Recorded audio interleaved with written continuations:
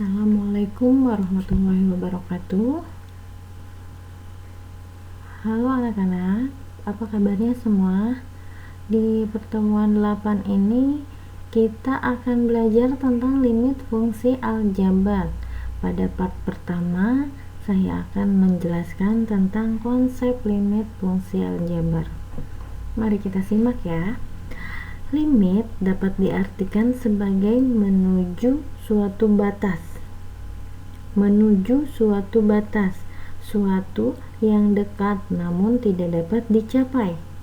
Hampir mendekati. Dalam bahasa matematika, keadaan ini dapat disebut dengan limit. Oke, mengapa harus ada limit? Limit menjelaskan suatu fungsi jika batas tertentu didekati. Mengapa harus didekati? Karena suatu fungsi biasanya tidak terdefinisi pada titik-titik tertentu. Walaupun suatu fungsi seringkali tidak terdefinisi untuk titik tertentu, namun masih dapat dicari tahu berapa nilai yang didekati oleh fungsi tersebut apabila titik tertentu semakin didekati, yaitu dengan limit. Nah, limit dapat dituliskan sebagai berikut. Nih, fungsi limit rumusnya atau dalam bahasa matematikanya, lim x mendekati a, f x sama dengan L.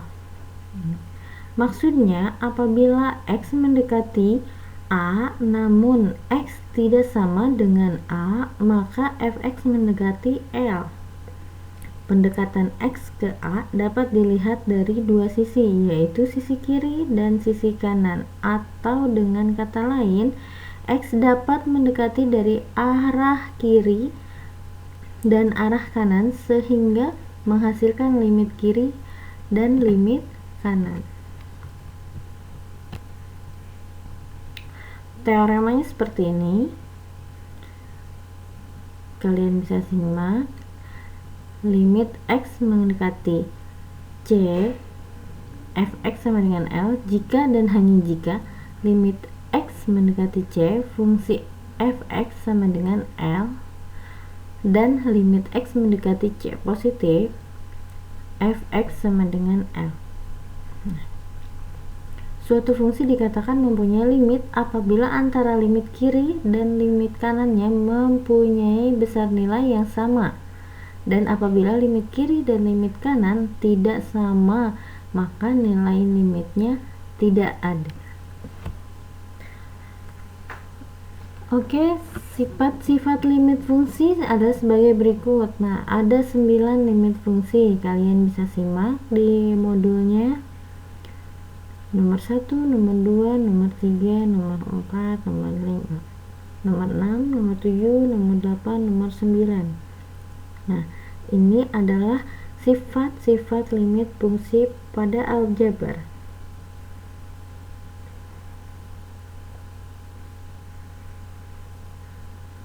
Dan menentukan nilai limit fungsi aljabar.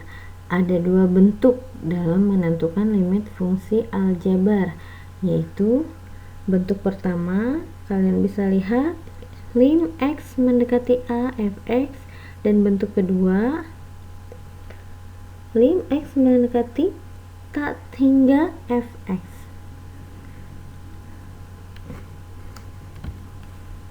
Dalam hubungannya dengan bentuk limit yang pertama, ada beberapa metode dalam menentukan nilai limit fungsi aljabar, yaitu dengan cara substitusi dan cara pemfaktoran.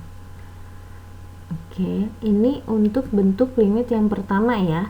Ada cara substitusi dan pemfaktoran. Kalian masih ingat kan cara substitusi dan pemfaktoran? Nah, berikut adalah contoh cara substitusi. Tentukan nilai limit fungsi aljabar dari, kalian lihat soalnya, limit x mendekati 1, fungsinya 3x min 1 sama dengan, nah, karena x nya mendekati 1, maka x kita isi dengan angka 1. 3 dikalikan 1 min 1 sama dengan 3 min 1 sama dengan 2. Jadi nilai dari limit fungsi aljabar tersebut adalah limit x mendekati 1, 3x min 1 sama dengan 2. Nah, mudah kan? Lalu kemudian contoh soal yang nomor 2. Tentukan nilai limit fungsi aljabar dari, kalian lihat soalnya, limit x mendekati 1, 1 min x per x plus 1. Nah, x-nya kita ganti 1 semuanya. Untuk penyebut dan pembilangnya juga sama, diganti 1. Maka hasilnya adalah 0. Jadi nilai dari limit fungsi aljabar tersebut adalah 0. Oke, yang nomor 3. Tentukan nilai limit fungsi aljabar dari, kalian bisa lihat, limit x mendekati min 1. Nah, untuk x-nya semua diganti min 1. Jadi nilai limit dari fungsi aljabar tersebut adalah limit x mendekati min 1, x kuadrat min 2x plus 1 per x plus 2 sama dengan 4. Oke. Sudah cukup jelas ya? Nah, kemudian untuk cara pemfaktoran kita akan bahas di part berikutnya ya. Nah, untuk selanjutnya kalian wajib mengerjakan tugasnya, dikumpulkan ya, jangan lupa sebagai bahan nilai tambahan kalian. Bagi yang belum paham, silahkan menghubungi saya lewat WA yang ada di grup. Oke, tugasnya ada 2 soal, kalian bisa kerjakan dan di upload di e-learningnya ya.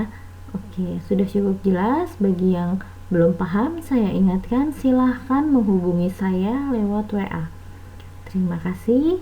Assalamualaikum warahmatullahi wabarakatuh.